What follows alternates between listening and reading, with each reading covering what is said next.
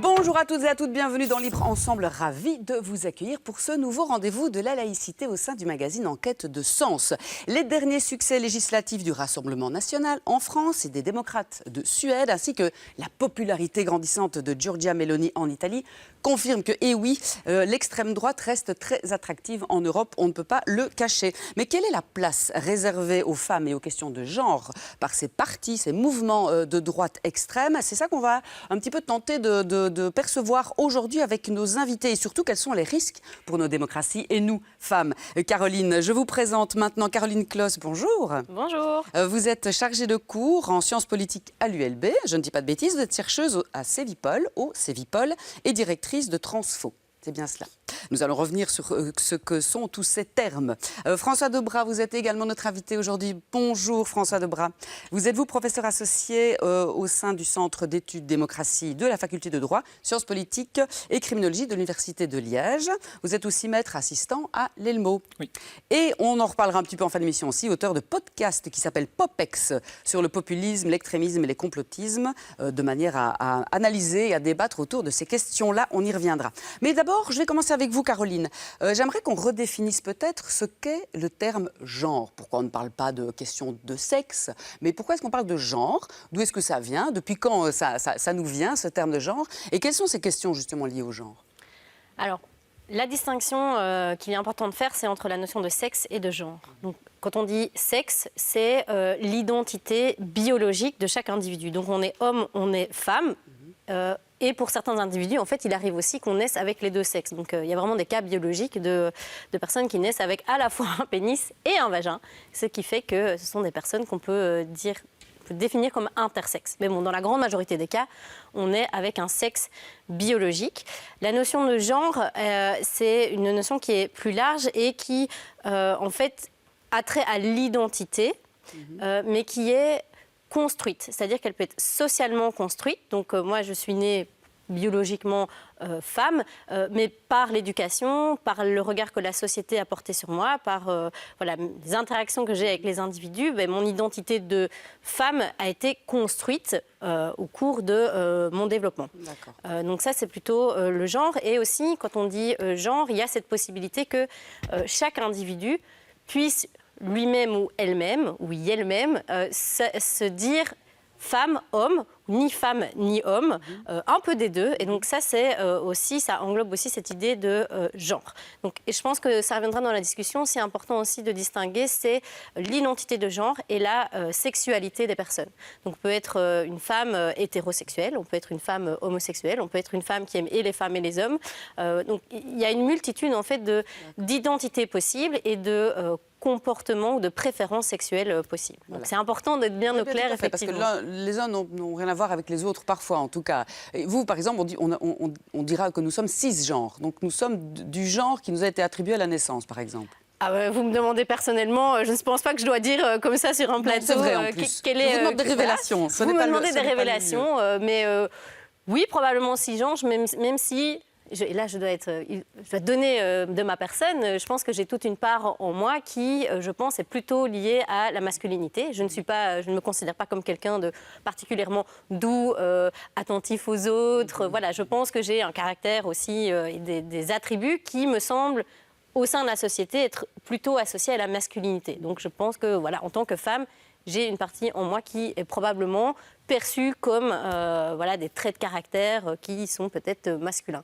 Mais encore une fois, c'est des choses qui sont construites par la société. Et des valeurs que défendent justement les partis d'extrême droite, on va y revenir. Alors, puisqu'on est dans les termes LGBTQIA+. Alors, parce qu'il ne faut pas se tromper. Lesbienne, gay, trans, dans l'ordre. Donc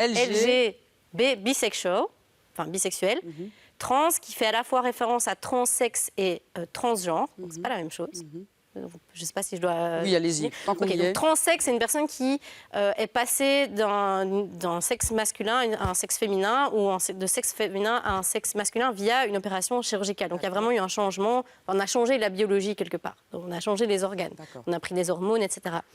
Transgenre, c'est une personne qui est née avec un certain sexe, homme ou femme, mais qui qui ne va pas se faire opérer, qui ne va pas avoir de transformation physique, chimique, biologique, mais qui va, par exemple, si elle est en homme, s'habiller en femme ou sa représentation sociale va changer, mais sans qu'il n'y ait eu de changement, vraiment une opération chirurgicale et la prise d'hormones.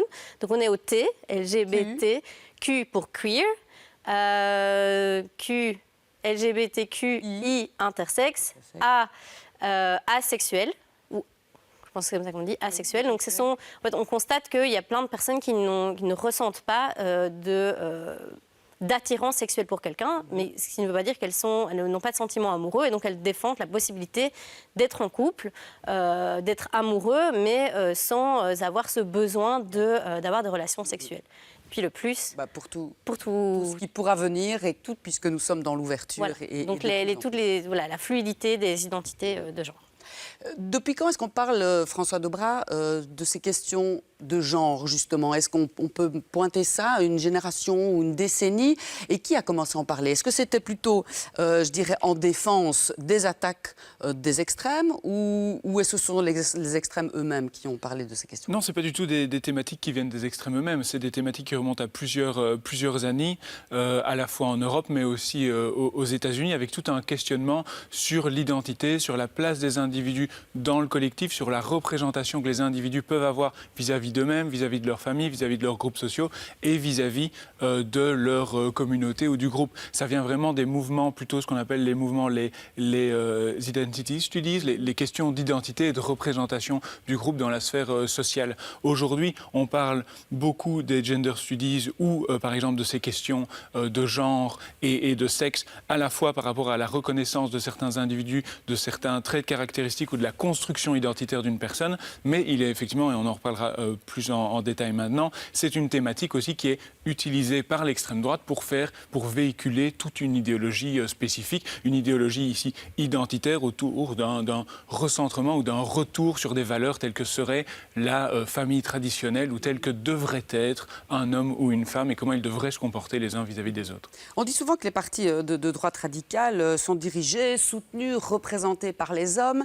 Est-ce que c'est depuis toujours ça? Quels sont les rôles, avant de savoir ce qu'eux donnent comme rôle aux femmes ou au genre, quel est le rôle de la femme et des hommes au sein de ces partis-là? Oui, donc historiquement, et même donc d'un point de vue sociologique, la composition des partis politiques d'extrême droite en Europe, d'un point de vue historique, ce sont majoritairement des hommes qui sont présents au sein de ces partis politiques, tout comme la sociologie électorale. Historiquement, les personnes qui votaient pour des partis politiques d'extrême droite étaient majoritairement des hommes. Donc on a une composition majoritaire des hommes au sein de ces partis, une majorité d'hommes qui vont voter pour ces partis politiques, avec ces dernières années quelques changements notables. On voit par exemple Giorgia Meloni en Italie, Marine Le Pen en France. Il y a d'autres personnalités comme Alice Weidel en Allemagne, par exemple, qui sont des femmes qui vont prendre une certaine place et qui vont porter un certain type de discours au sein de ces partis. Donc aujourd'hui, c'est plus mouvant. On a toujours considéré qu'avant, les femmes, elles étaient extérieures à l'extrême droite, ou si elles votaient extrême droite, ou si elles étaient dans un parti d'extrême droite, elles étaient plutôt instrumentalisées par un leader charismatique, viril et machiste. Aujourd'hui, on se rend compte qu'il y a de plus en plus de femmes qui sont présentes au sein de ces partis, qui sont militantes au sein de ces partis, qui votent pour ces partis politiques et qui prennent leur responsabilité, ou en tout cas qui ont une responsabilité. Est-ce que ce sont les partis qui les appellent, entre guillemets, pour être un petit peu plus représentatifs et qu'on les tacle moins, justement, de virilité? Est-ce que c'est une forme de populisme, ou est-ce que véritablement ces femmes ont envie? Et puis on le verra après, effectivement, est-ce qu'elles savent les conséquences, entre guillemets, de ce qu'elles posent? Oui. Alors ça peut aller dans les deux sens. Il y a à la fois les logiques où les partis politiques vont faire valoir une voix. On a le cas de la France où en fait on a un nom avec le Rassemblement national, c'est Jean-Marie Le Pen, et puis ça va être sa fille, donc c'est le nom en fait qui va continuer et qui va exister au sein du parti. Maintenant, ce n'est pas toujours aussi, parfois ces partis politiques sont forcés. On a des logiques où on doit avoir la parité sur la liste électorale également, et là il va y avoir une nécessité d'aller recruter des femmes ou d'aller chercher des femmes pour être présents sur les listes électorales. Donc c'est vraiment dans les deux sens. quitte à savoir s'il y a eu vraiment une instrumentalisation des partis politiques pour avoir des femmes, là on est dans des logiques spécifiques et on est plutôt dans du cas par cas en fonction des pays, en fonction des législations par rapport aux listes électorales. Et puisqu'on y est, justement, un mot sur ce cas Giorgia Meloni, alors en Italie, qu'est-ce qu'on peut en dire après 6 mois, 8 mois de pouvoir politique, entre guillemets, en tout cas? Oui, donc Giorgia Meloni, qui est au pouvoir en Italie depuis 2022, dans une coalition avec, entre autres, la Lega, donc la Ligue, qui est le parti de Salvini, qui était aussi un parti historiquement d'extrême droite, et Forza Italia, donc le parti de Silvio Berlusconi. Alors, on voit bien que Giorgia Meloni, elle a construit son discours pour le rejet de l'immigration. On est dans une extrême droite qui essaye de présenter un visage où on a changé sa façon de s'exprimer. On tolère l'Union européenne, on tolère l'euro, on tolère l'OTAN, etc. Donc on se présente comme en faveur de certaines institutions, mais avec un ancrage idéologique qui demeure. Et on se rend compte qu'après, puisque c'était la question, après quelques mois au sein du gouvernement, il y a des éléments centraux de l'idéologie d'extrême droite qui demeurent. Par exemple, on a cette idée, et on revient sur la question du genre et de la sexualité des personnes, le gouvernement Meloni est par exemple contre l'union civile des personnes de même sexe. Le gouvernement de Meloni est contre l'adoption pour les personnes également de même sexe. Et en 2022, on a des propositions de loi pour interdire la gestion pour autrui des personnes comme ça de même sexe, avec cette idée que c'est un crime dans leur discours. On a aussi, même si on ne remet pas directement en cause l'avortement, en pratique, on se rend compte que dans certaines localités, on a des représentants politiques de Fratelli d'Italia qui vont mettre des bâtons dans les roues sur la possibilité de se fournir en pilule du lendemain, par exemple, où on a des caisses financières pour essayer de donner une aide économique aux futures mères pour qu'elles évitent ou qu'elles n'aillent pas se faire avorter. On va rendre plus difficile certaines mesures, etc. Donc on a vraiment un aspect idéologique où on retourne en fait avec des centraux, des éléments durs de ce que peut être l'extrême droite, et on n'est plus dans des éléments de discours où on se présente comme plus respectable, etc. Je tiens aussi à rappeler que Giorgia Meloni et Fratelli d'Italia est un parti spécifique qui est qualifié par plusieurs chercheurs, politologues, etc., comme un parti post-fasciste, et ça renvoie en fait à l'histoire de ce parti, donc Fratelli d'Italia qui vient de l'Alliance nationale qui vient elle-même du mouvement social italien, qui est un parti fondé au lendemain de la Seconde Guerre mondiale par des anciens responsables fascistes, du régime fasciste. Caroline Close, justement, François vient un petit peu de le dire, mais quel est le danger le plus prégnant? Et puis on verra avec vous après les mouvements, parce qu'il n'y a pas que les partis, il y a aussi des mouvements qui en sous-main en Europe et un peu partout dans le monde travaillent justement et œuvrent à ces questions de genre, en tout cas anti-genre. Quel est le plus grand danger finalement pour les genres et les femmes et tout ce qui n'est pas homme, masculin et viril? C'est très complexe comme question parce qu'il ne faut pas non plus négliger le fait que des femmes, des électrices, font partie des mouvements anti-genre et que même au sein de la communauté LGBTQIA+, en fait, il y a une multitude de positionnements et d'attitudes politiques. On peut très bien être homosexuel et voter pour l'extrême droite. Ce n'est pas du tout incompatible. Et dans certains pays, comme par exemple aux Pays-Bas, parce que c'est vraiment l'exemple emblématique, en fait, il y a vraiment un discours de l'extrême droite qui s'est construit sur la défense de la nation néerlandaise. Et la nation néerlandaise est, si vous voulez, dans le mythe, le pays, la nation une des plus en avant sur ces questions-là, sur l'avortement, sur le mariage homosexuel. Et donc, pour l'extrême droite néerlandaise, il faut protéger ce modèle-là. Et donc, il faut protéger les droits de cette communauté, il faut protéger l'égalité homme-femme vis-à-vis de menaces extérieures. Ces menaces extérieures étant souvent l'islamiste, le musulman, la civilisation musulmane qui, elle, en fait, est contre toutes ces avancées, contre les femmes. Et donc, c'est beaucoup moins évident que ce qui n'y paraît. L'extrême droite italienne est très différente de l'extrême droite néerlandaise, qui est elle-même très différente aussi des types d'extrême droite qu'on peut retrouver, par exemple, en Pologne ou en Hongrie. Est-ce qu'à terme, tous ces partis-là représentent un danger pour la démocratie et l'égalité des genres? Alors, pour la démocratie, oui. Et là, je vais prendre plutôt les cas qu'on retrouve en Europe centrale et orientale. Donc Hongrie et Pologne, vraiment, c'est les exemples les plus emblématiques parce que leur discours, en fait, articule présentent à leurs électeurs ces idéologies du genre comme étant, faisant partie d'un modèle occidental, européen, libéral, qui ne correspondrait pas... Trop libéral, trop dégradant, trop... voilà, qui, selon ces partis-là, ne correspondent pas à la culture nationale. Et donc la culture nationale, c'est une culture qui reconnaît la masculinité, certaines formes d'autoritarisme aussi. Et voilà, pour avoir une nation pérenne en temps, forte, fière d'elle-même, il faut absolument combattre toutes ces menaces à l'ordre social, au rôle qu'on attribue aux femmes et aux hommes. Et donc, pour avoir une nation qui se perdure à travers le temps, qui est fière d'elle-même, qui est brillante et qui est une nation forte, il faut que femmes et hommes soient bien dans leur rôle. Et le rôle, c'est la femme à la maison, évidemment. Alors, c'est la femme peut travailler, mais pour pouvoir produire et fabriquer les héritiers de la nation, il faut quand même mettre un maximum de moyens pour que les femmes se sentent bien dans leur foyer et donc développer des politiques publiques qui incite les individus à former des familles. Donc il y a plein d'avantages. On peut donner accès plus facilement à des logements aux familles qui font plus d'enfants. Bien sûr, il faut qu'ils aient la nationalité. On ne va pas faire ça avec des populations immigrées. Donc voilà, la question du logement, des aides sociales. On ne va pas trop ouvrir de crèches parce que ça décharge trop les parents. Donc voilà, donc si on ouvre trop de crèches, finalement, les femmes vont pouvoir travailler un peu plus. Trop facilement aller travailler et donc donc c'est sous couvert d'un bien-être familial finalement. Voilà, mais c'est sous couvert d'un bien-être familial et donc je ne sais pas si c'est dangereux ou pas, mais c'est un modèle de société dans lequel c'est la famille qui est le centre, en fait, c'est le nœud, c'est le cœur de la société. Ça doit être la famille, et la famille, c'est un mariage, un homme, une femme et des enfants qui sont élevés dans les valeurs nationales, la tradition, et donc qui respectent et qui vont peut-être quelque part être les bons soldats de la nation.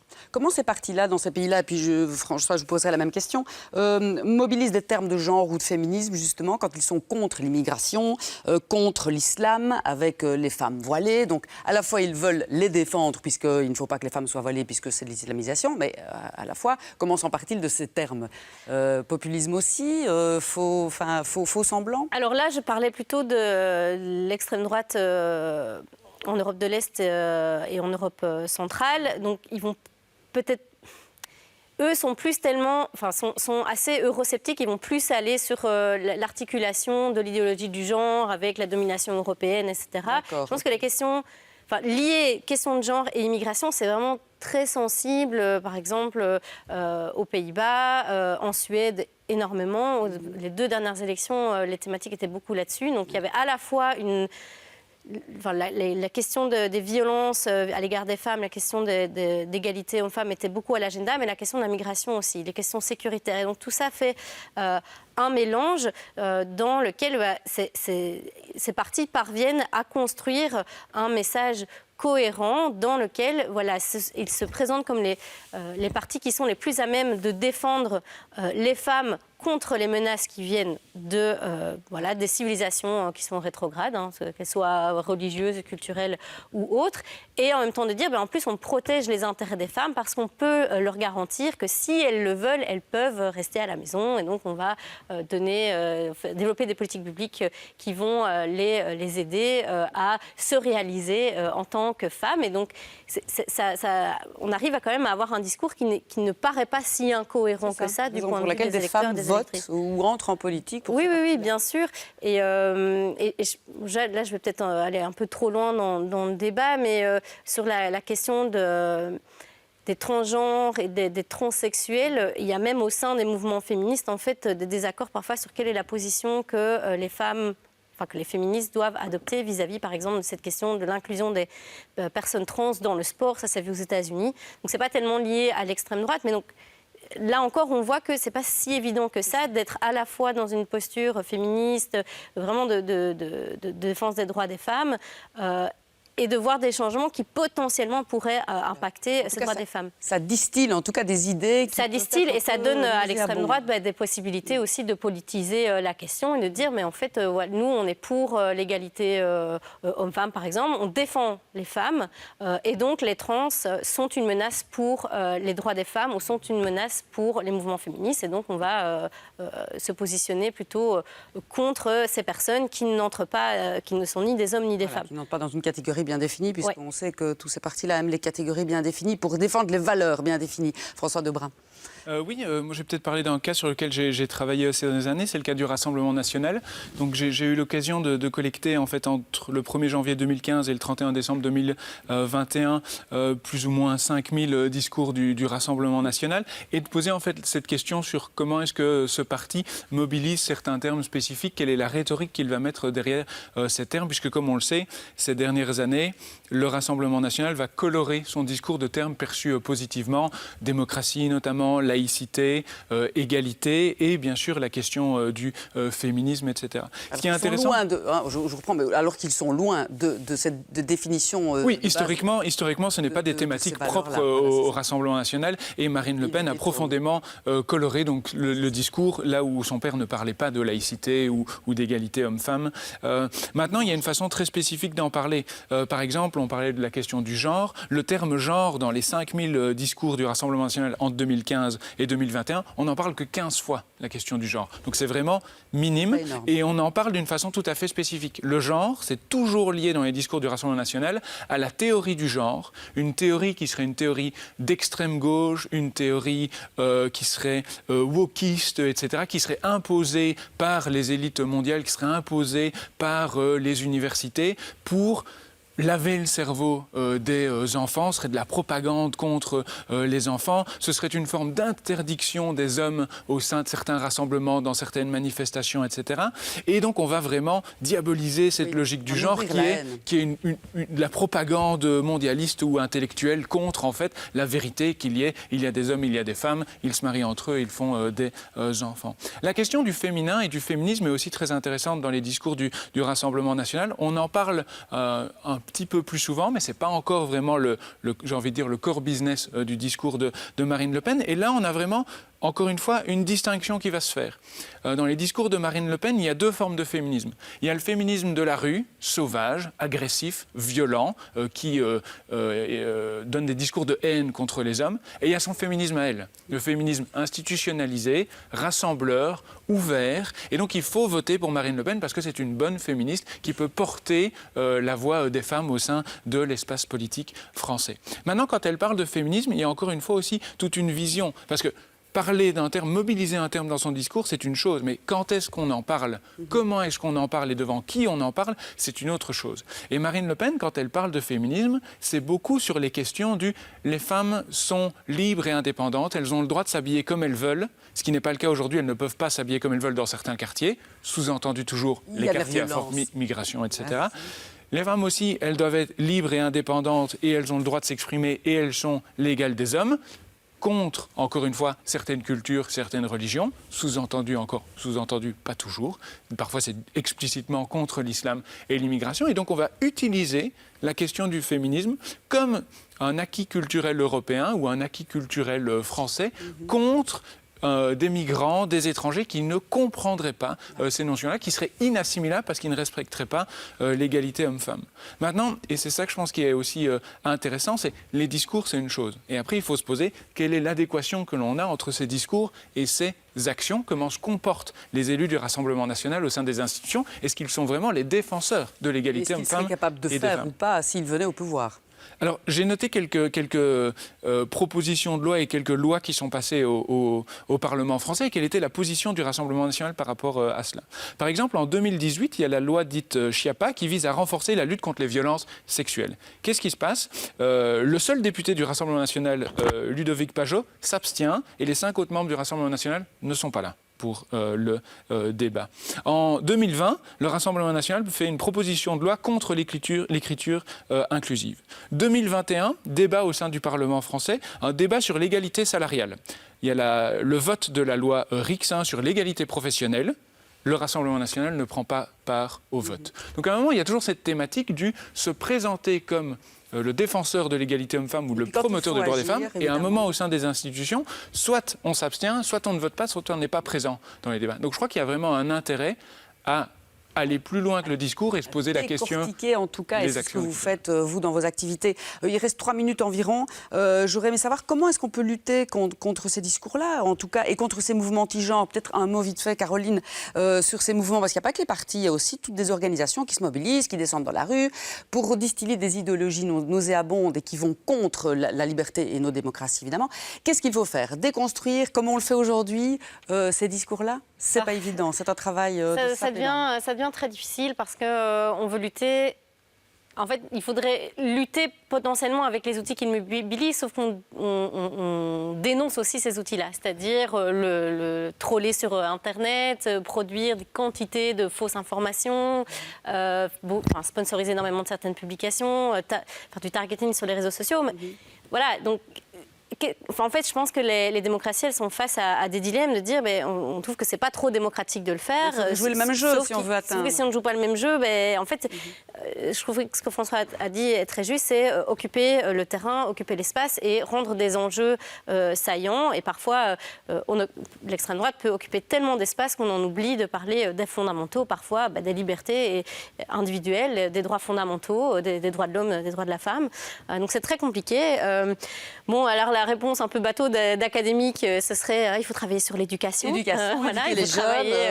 Je pense que François fait beaucoup ça aussi dans son quotidien. C'est vraiment faire des ateliers de sensibilisation dès le plus jeune âge sur qu'est-ce qu'un discours, qu'est-ce qu'une pratique, quelle est la différence entre un discours et une pratique, comment appréhender les discours. Comment appréhender les termes qui tombent bien dans nos appréhender les termes, pouvoir, moi je pense simplement aussi, pouvoir faire des recherches pour essayer en fait, c'est se poser des questions sur est-ce que le message que je reçois, je suis d'accord, pas d'accord, est-ce que ça me semble juste, pas juste, comment est-ce que je peux vérifier que les informations qui sont utilisées sont vraies ou fausses. Enfin, il y a beaucoup de choses à mettre en place, mais qui sont à chaque fois des choses qui prennent du temps, qui sont coûteuses.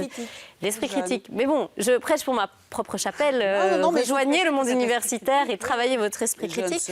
Mais non, c'est fondamental. Et on parle ici de l'extrême droite et des questions de genre, mais c'est beaucoup plus global que ça. Et il y a vraiment un effort important à faire là-dessus. Sauf que quand on fait ça maintenant dans les médias, on se prend une volée de retour de la part de ces mouvements qu'on peut dire, est-ce que c'est des mouvements conservateurs, c'est des mouvements anti-genre, anti-woke, tout ce qu'on veut, dans le sens où ils vont nous accuser de vouloir absolument imposer notre vision des choses, notre propre idéologie, qui serait notre propre idéologie, l'idéologie de l'esprit critique.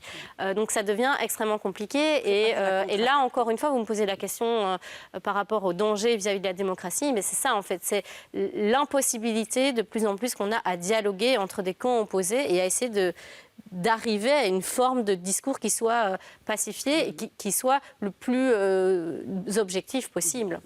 Bon, 20 secondes, François, un petit mot de la fin, mais surtout rapidement. Peut-être cette idée de déconstruire les discours, déconstruire les propositions d'extrême droite, mais à l'inverse, moi c'est toujours aussi mon idée, c'est de reconstruire quelque chose derrière. L'identité, il faut essayer d'expliquer à quelqu'un que c'est pas parce qu'on parle de genre et non plus de sexe que du coup je ne suis plus personne et que je n'existe plus. On gagne, il faut reconstruire derrière et reconstruire avec des valeurs, avec des projets, etc. Ouais. Et puis regardez vos podcasts, François. Podcast Popex, c'est votre chaîne YouTube où vous expliquez thématique après thématique justement comment déconstruire ces discours-là et comment veiller à ne pas tomber dedans. L'adresse est en bandeau en dessous de votre écran si vous voulez aller voir. Merci beaucoup. On pourra encore en parler des heures, mais vous reviendrez. Merci Caroline Claus, merci François Dobrat d'avoir été là aujourd'hui. Merci à vous d'avoir choisi de nous regarder. On se donne rendez-vous la semaine prochaine pour un autre rendez-vous de la laïcité. À très bientôt. Merci.